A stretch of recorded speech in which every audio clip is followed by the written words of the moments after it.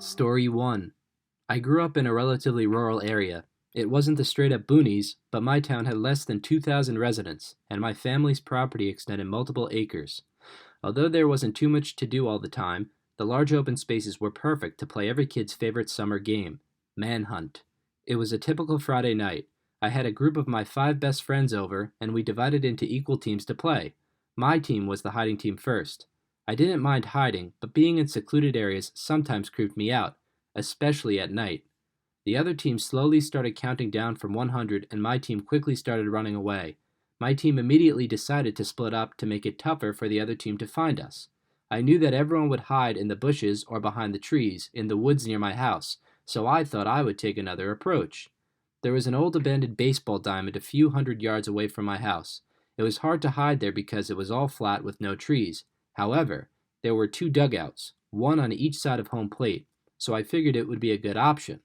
Nobody ever hid there because it was a bit of a walk, but I was the fastest runner of my group of friends, so I knew I could sprint there before the other team stopped counting. I sprinted all the way across my family's property and to the baseball field. I hightailed it into the dugout on the right side of home plate and laid on my stomach. I knew I was completely hidden. I was starting to get excited as I knew that the other team wouldn't be able to find me. I sat on my stomach for around 5 minutes. I was surprised because I couldn't hear anything. No passing cars, not my friends searching for one another, nothing, pure silence. After another few minutes, I began to get a bit uncomfortable laying on my stomach. I rose to my knees and knelt, still mostly blocked by the dugout's wall. My heart suddenly sank. There was a man sitting in the dugout directly across from me. He was very large and muscular, and was wearing a full baseball uniform. It was not the more modern baseball uniforms that pros wear today, but it was one of those older uniforms that you see in pictures from 100 years ago. He even had one of those really old gloves that Babe Ruth used to use. Startled and plain confused, I remained kneeling and waited to see if the man would leave. To my dismay, the man stayed there. He just sat, looking towards the mound. He appeared to be eating sunflower seeds, and he spit the shells onto the floor of the dugout. After a few more moments, he said something. "Kid, are you going to come out from there?" "Geez, kid, don't make me come over there," he murmured as his gaze moved in my direction. How did he see me? Who was this guy? I had so many questions, but fear overcame curiosity, and I just wanted to get out of there. I stood up. "Mister, I'm just playing a game with my friends. I'll be on my way now," I said. "You ain't going nowhere. You can't play around on this field, kid. It ain't for you. It's a man's field, not some place for little kids like you. Now you've got to pay the price," the man yelled. The man looked to be in pretty good shape, but I knew I could outrun him. I decided my best bet would be to sprint back towards my friends. Without a word, I was off.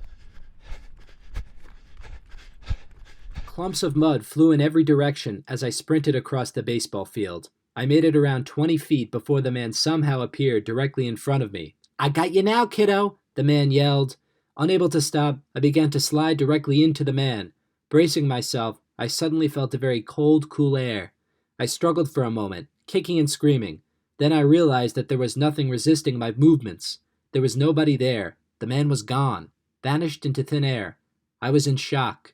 Still pulsing with adrenaline, I sprinted back to my friends and told them what happened. Being young guys, they laughed it off. My friends had the whole tough guy mentality, so being scared was not viewed as cool. It was near the time of our curfew anyway, so we all went home. The next morning I was taking a walk past the abandoned baseball diamond. I walked toward the dugout where that man, if that's what he was sitting the night before. My stomach sank. I saw sunflower seeds all over the floor of the dugout, exactly where the man was sitting. Who or what was this man? Was it a spirit of a ball player from ages ago? Was it a product of my young imagination? I guess we will never know.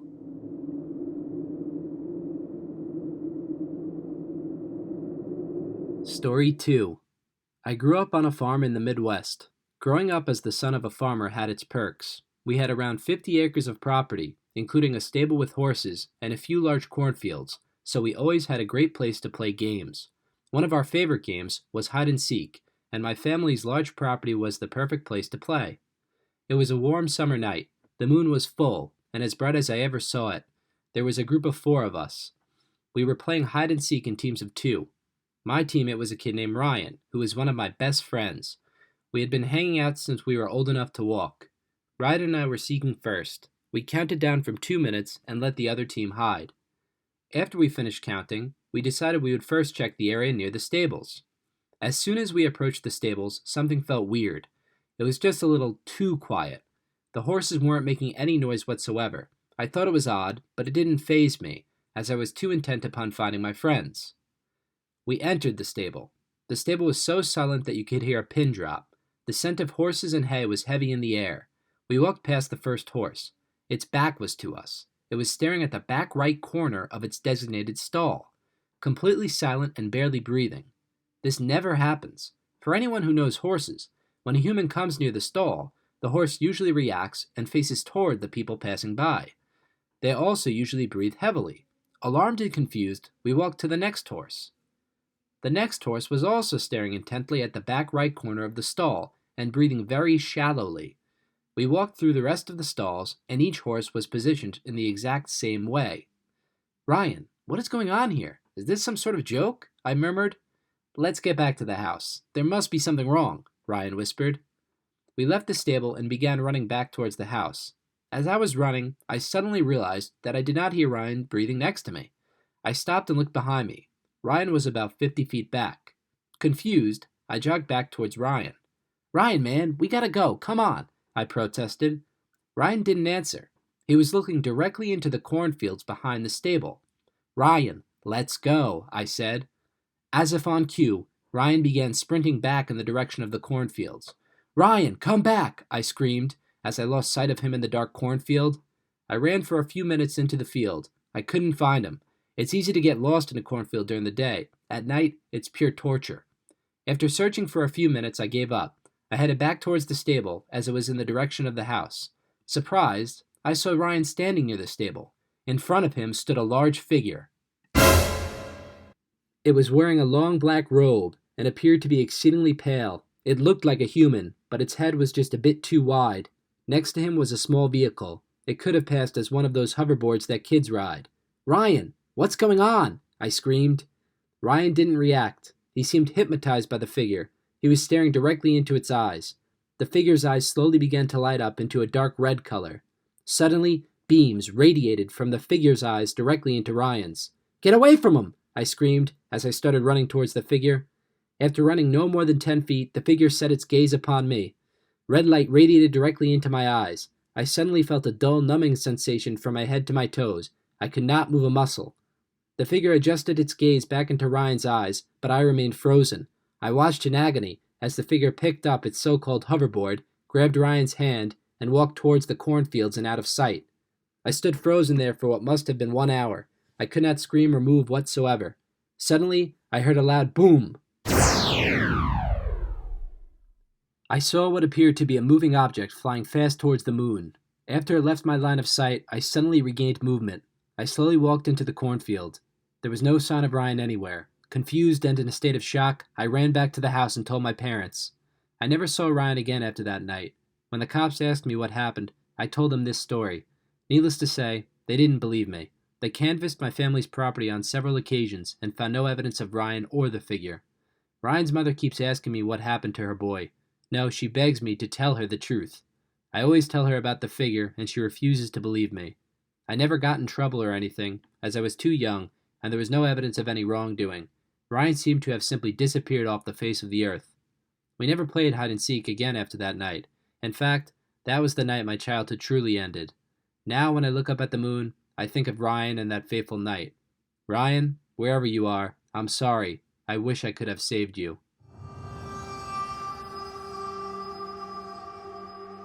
Story 3. I grew up in Florida. I will always have some love for the Sunshine State. Warm weather all year round, cheap houses, beautiful beaches, the list goes on and on. My family lived in an area near a large lake in southern Florida. We had a pretty large backyard, which extended right to the lake. We grew up constantly playing in and around the lake. It's actually where I first learned to swim. The night in question was a warm and humid night, even for Florida. There was a group of 6 of us hanging out in my backyard. We were bored, so we decided to play manhunt. We organized it as 3 against 3. My team included me, and my friends Bobby and Ted. The other team began counting down from 120. We sprinted deep into my backyard.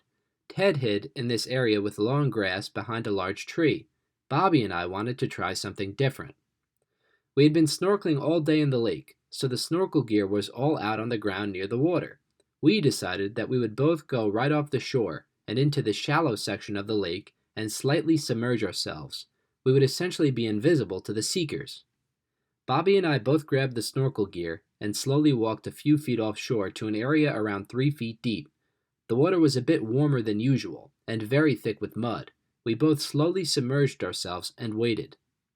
We waited for a few minutes. We would stay under the surface, but every now and then, one of us would peek out a bit to see if the seekers were near.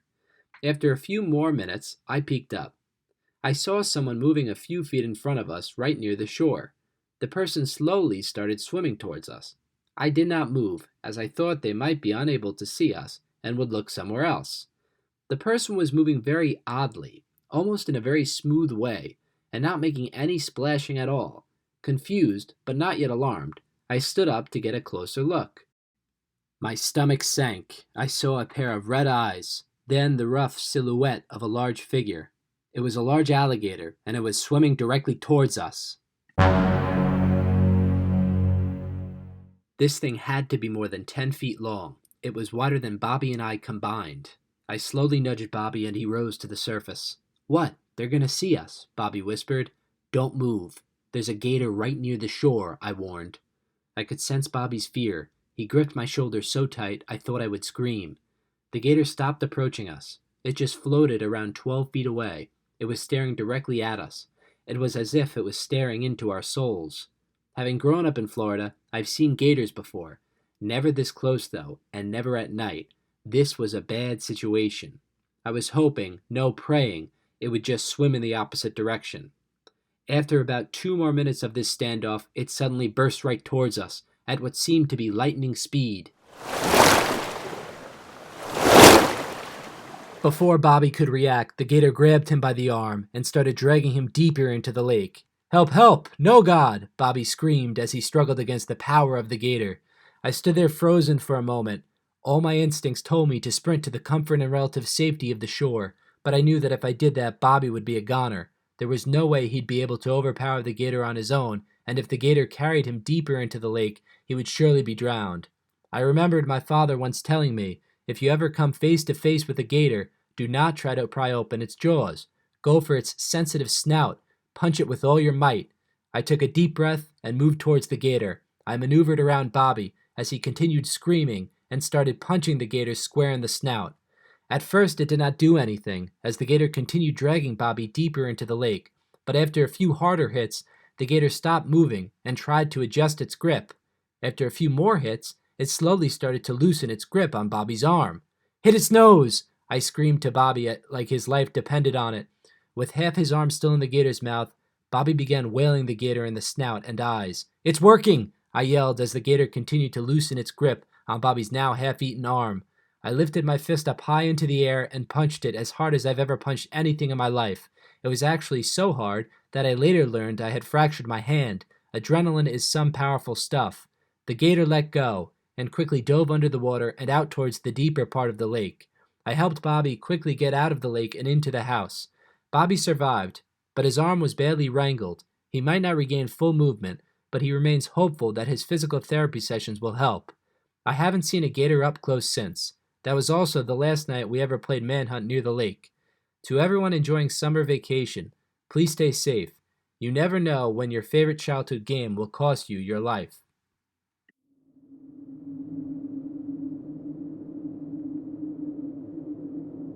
Hey guys, Scare Central here. I just wanted to take a moment to thank each of my new subscribers and viewers for your support. These are all original stories that I wrote for you guys. If you enjoyed this video, please like, comment, subscribe, and most importantly, share this channel.